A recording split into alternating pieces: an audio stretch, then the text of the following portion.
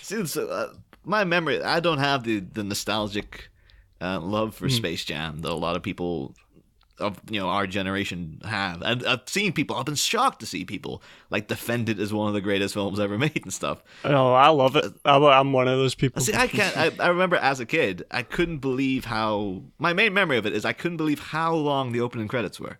I was just like, get on with it, Jesus Christ! It's been like 10 minutes already. Just get on with the movie.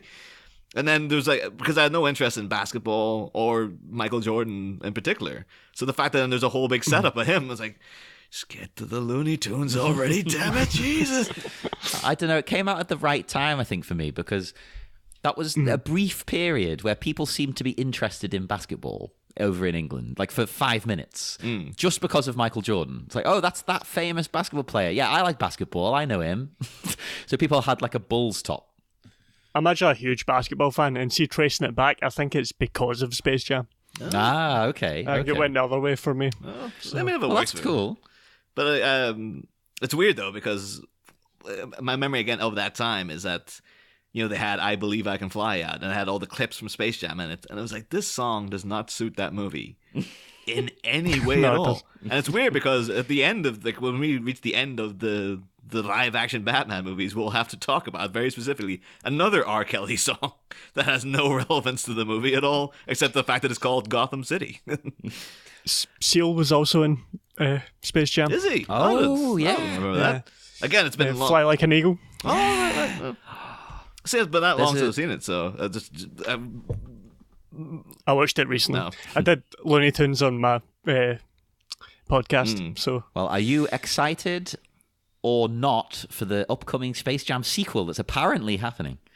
Yeah, I like LeBron as an actor, so I'm actually looking forward to it as that. He's done some good stuff in films so far. So I'd like to see him in a bigger role and see what he does with it. It's an odd one to go back to, though, I think. It's a strange thing to resurrect after all this time. Yeah, as you said, a lot of people have a lot of love for it. And yeah, people my age are in the position to be making films now, I guess, is where we are. Yeah. So. It's probably the perfect time, in a way, in that sense. Because I grew up with I had the soundtrack. My dad went to America. I've never been to America. My dad went, and it was one of the things he brought back. It was just out. Oh, look, the soundtrack to Space Jam. I was like, yes.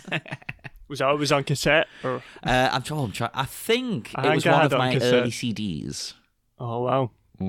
See, I think at one point, though, in the early days of there's going to be a Space Jam sequel, I remember someone jokingly making the pitch of wouldn't it be great if it was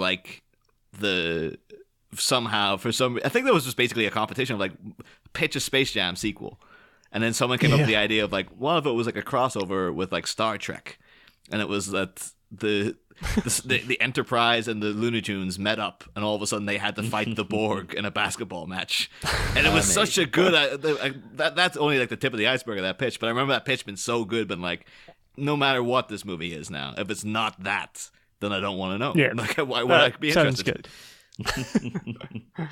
Although I'm thinking again, all of the major thing of the '90s popping back up. I know Star Trek, the JJ Star Trek 4 is in jeopardy because of just all.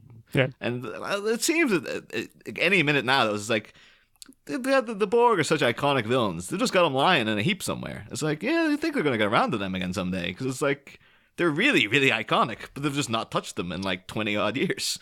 It's I was never that interested in the Borg. They bored me a little bit. Oh, really? I was always big. I was a big fan of the next generation Borg, not the later days in the Voyager, where it's just yep, they're here every. I never watched Voyager. Yeah, I think that's the problem, though, is Voyager overused them quite a bit. Next Generation did it really well. The first time you see them to the second time you see them, there's ages. It's a huge gap, isn't it? And I think it's the end of season 2, the beginning of season 3, because it's a 2-parter. And then I think it's near the end of season 4 or something by the time they're mentioned again. which with shows now, that wouldn't be a long time. But back then, you're looking at 20-odd episodes a season. Yeah, oh, totally, yeah. And plus it's you wait week to week. It's just you've got a year and then an additional 20 weeks until you get even a sniff of the Borg again. But then Voyager is just yep, we've got a Borg main character now. It's Yeah, it's a bit much. Like, I think they thought, these are great. We've made a classic character, a classic villain. So let's just keep putting them in constantly, and that doesn't work. That is my concern slightly now, though, with the DC media and their treatment of the Joker. Because I think a lot of the reason why The Dark Knight was such a big thing was that it had been over 20 years since you saw Batman and the Joker go at it on screen. Like, it had been since 1989. It was like, so it's nearly, was it 19 years or something by the time that happened? And and then, unless you were watching the cartoons and like reading the comics, most mainstream people just hadn't really thought about it. So then when it comes up, it's like, the Joker, he's a big villain. We've not used him in ages. Here he is again.